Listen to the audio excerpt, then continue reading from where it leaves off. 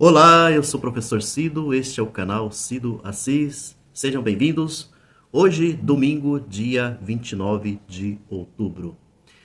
Hoje eu quero convidar você para nós fazermos uma importante reflexão mais sobre a paz do que sobre a guerra.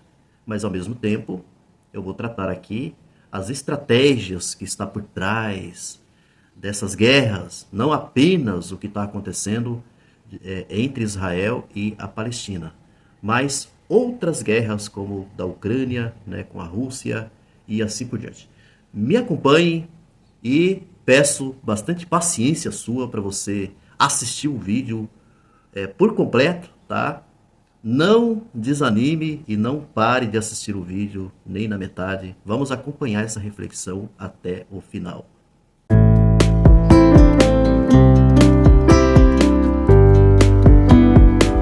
Pois bem, pessoal, sejam bem-vindos aqui no canal Cido Assis.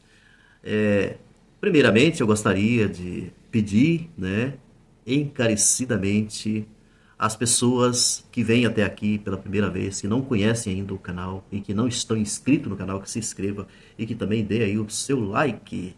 Quanto mais você der o like aí, tá, vai ajudar o canal, vai ajudar esse vídeo e assim o YouTube vai fazer o seu trabalho, né, esse trabalho de fazer com que esse vídeo ganhe um alcance maior.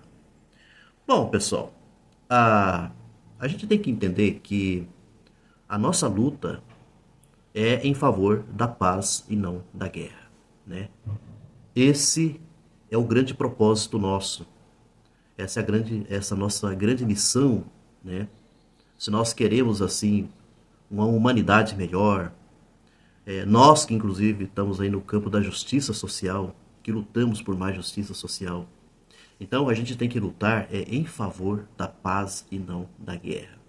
E tem um outro detalhe, quando a gente está falando em guerra, guerra não é apenas guerra como está acontecendo de um país contra o outro.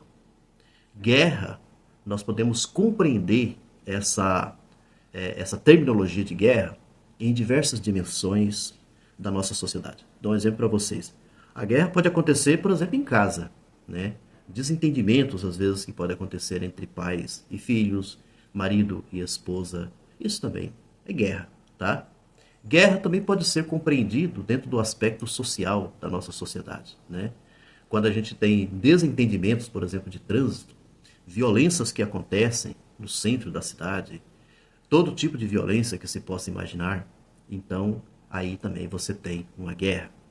Guerra também que pode acontecer quando a polícia, né, que deveria trabalhar pela segurança da população, essa coisa toda, tem atitudes assim violentas contra a própria população.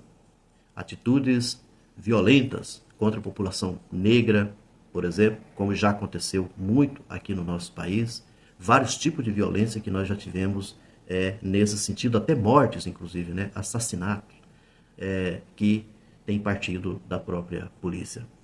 E você tem uma diversidade de outras guerras, guerras contra o tráfico, guerras contra crime organizado e assim por diante. Então, pelo que a gente percebe, nós temos uma dimensão de guerras aqui que muitas vezes a gente pensa assim, nós estamos bem aqui, estamos tranquilos, né? Porque não existe guerra, por exemplo, no nosso país. Graças a Deus não estamos tendo bombas que está caindo na nossa casa, essa coisa toda. Mas você pode ter outros tipos de guerras que pode estar acontecendo no dia a dia. Eu dou um outro exemplo para vocês assim. Um salário mínimo ou uma exploração que possa acontecer ao trabalhador, né?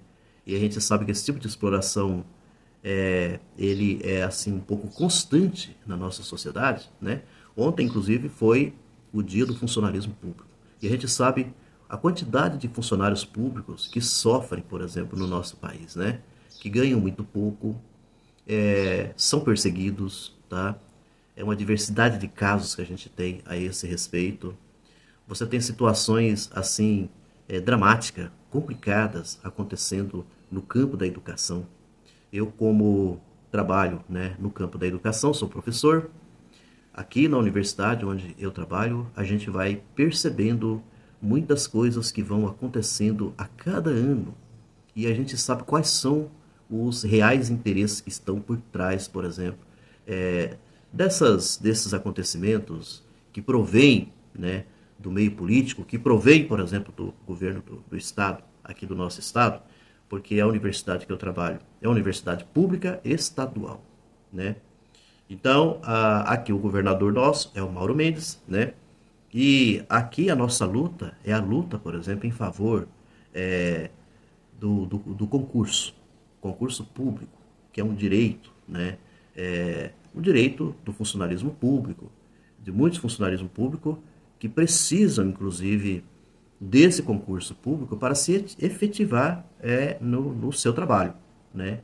E o que acontece é que já tem muitos anos e muitos anos mesmo que nós não temos concurso público aqui no nosso estado e tá uma prática assim quase que meio generalizado de você quase não ouvir falar em concurso público. Quer ver? Presta atenção para você ver. Você quase não ouve falar em concurso público. Boa parte dos nossos governantes, governos do estado e tudo mais, tem prefeituras também que estão um pouco nessa linha, não estão apostando muito em concursos, né? E a gente tem que tomar um certo cuidado porque existe intenções por trás de tudo isso. Existem intenções por trás de tudo isso. Porque os estados, né? Tô aqui meio que situando os estados, porque pode ser em qualquer lugar, né, público, tá? Que seja público. Às vezes pode também acontecer no meio federal, tá? Não foge disso também. Os reais interesses da privatização, né? Porque os estados, eles estão cada vez mais, a cada tempo que vai passando, tentando se livrar dessa responsabilidade com o funcionalismo público, né? O funcionalismo público tem todo um trabalho, tem todo toda uma contribuição para a sociedade brasileira, né, para os estados, para os municípios e assim por diante, mas, no entanto, esse tipo de trabalho, né, provinda do funcionalismo público, em grande parte não é reconhecido. Então, são todas essas dificuldades. Por isso que quando eu estou falando aqui da guerra, esse tipo de entendimento, nós podemos entender também que existe uma guerra, né, velada, uma guerra nesse campo, tá? Cujo interesse dessa guerra é o neoliberalismo, né? Que quer, de todas as maneiras, implantar um sistema injusto, um sistema perseguidor, um sistema desumano na sociedade e, com isso, quem mais sofre são os trabalhadores, né? A classe trabalhadora é a que mais sofre com tudo isso, né? Então é a partir desse tipo de entendimento que a gente vai também compreender todas essas guerras que estão acontecendo. E aí eu quero chegar aqui num ponto que é assim, tem muita gente que não se dá conta de algumas situações, né, geopolítica mundial, né? Eu não sou expert, tá, gente, nesse assunto, sobre a geopolítica internacional, mas a gente é leitor, né? Lê bastante para poder compreender toda essa dinâmica, tudo o que acontece de uma forma assim mundial, tá? Da geopolítica internacional. Bom, pois bem, o que a gente precisa entender é assim, que os Estados Unidos, aqui eu já quero começar com os Estados Unidos hoje, até hoje, é considerada a maior potência, tá, mundial, que sempre liderou essa potência, né, tanto a potência armamentista quanto a potência também econômica. Então os Estados Unidos têm liderado, tá, e tem exercido um poder em cima disso, tá, em cima de praticamente todos os países do mundo. É incrível a gente falar isso, mas essa é a realidade. Em todos os países do mundo. Isso a gente chama de imperialismo, né? É um tipo de império que é exercido, então, pelos Estados Unidos. O que acontece é assim,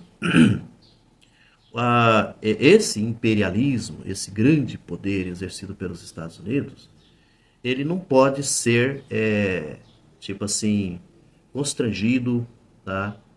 E a gente precisa compreender então que um país igual aos Estados Unidos, o que eles querem fazer? Eles querem manter esse poder, né? Eles querem manter esse poder. Igual, vou dar um exemplo sobre o poder econômico. Eles querem manter esse poder econômico. Então, quando qualquer país ameaça os Estados Unidos, né, em qualquer um desses detalhes que eu estou contando para vocês, mas vamos pegar mais a questão econômica, que é o mais forte, porque o econômico é o que faz parte do capitalismo, né? É assim que o capitalismo se mantém. Então, quando você tem uma Rússia, só para citar como exemplo aqui, você tem uma Rússia e você tem uma China, né, que começam a se articular economicamente, né? Você sabe muito bem que existe uma articulação entre a Rússia e a China, tá? Uma articulação econômica, tá? E você vê uma China crescente, né? Agora, nesse momento, a gente sabe muito bem o grande poderio econômico da China, que a China vem exercendo em escala mundial. Isso daí vocês pensam que é barato para os Estados Unidos? Que os Estados Unidos vai ficar quietinho, ô oh, China, que beleza. Não, não é dessa maneira. Por sua vez também, a Rússia que também é considerada uma potência, né, armamentista, né, uma potência no sentido de que possui armas nucleares, aquela coisa toda. Então, a Rússia não deixa também de ser uma ameaça para os Estados Unidos.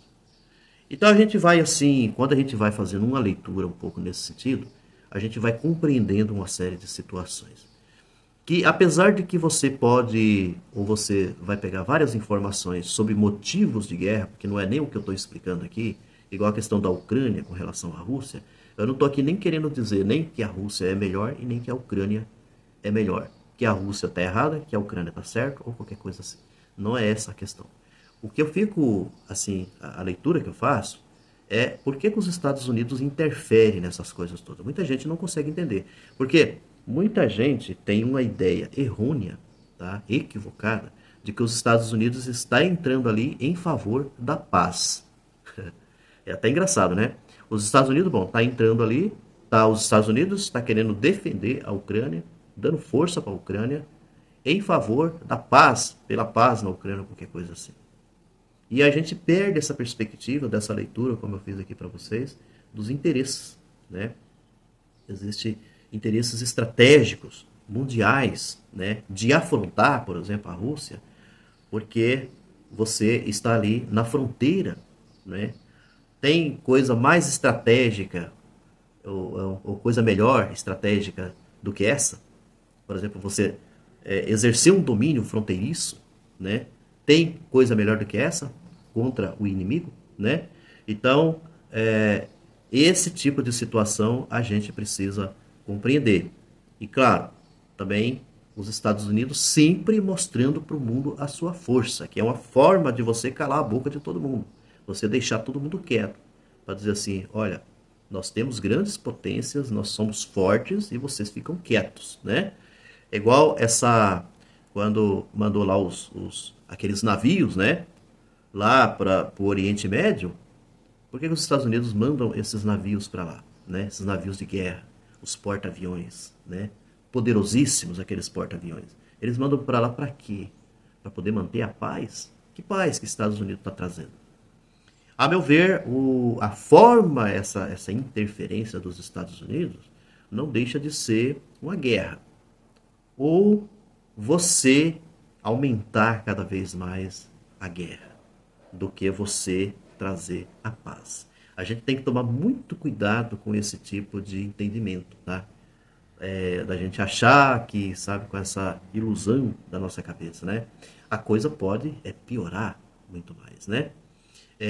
Então, é isso. Aí, quando você pega Israel contra a Palestina, né? Israel, que agora você vê Israel, não só a faixa de Gaza, mas Israel atacando outras regiões também do Oriente Médio, aí você começa a se perguntar, peraí, não era só o Hamas? O problema não era só o Hamas? Agora você começa a meio que a provocar ou qualquer coisa assim os outros países, por exemplo, orientais, com quais objetivos?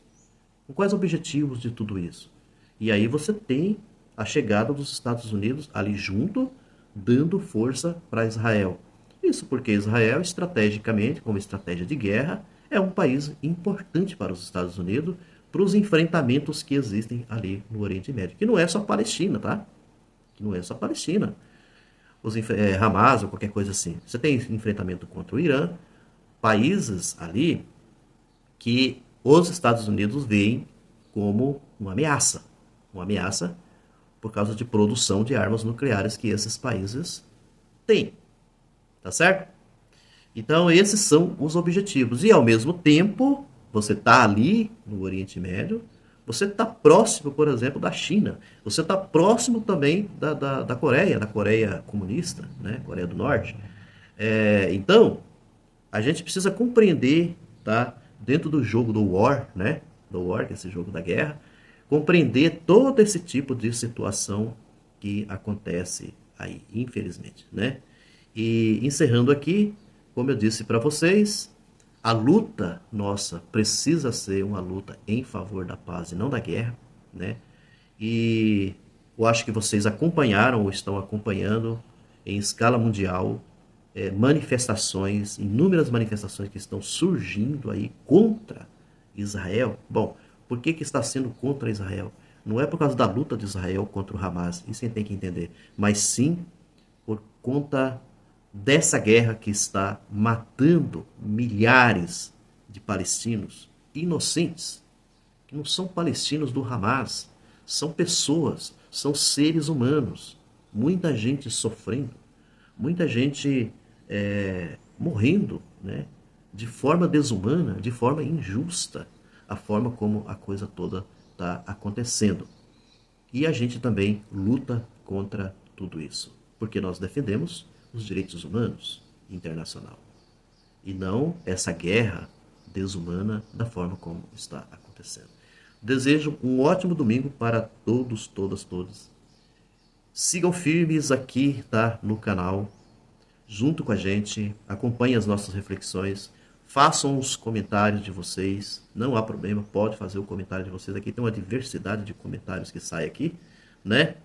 Às vezes muitos, né, uma boa parte desses comentários nem defende o que as ideias que a gente traz aqui, mas é assim mesmo, tá?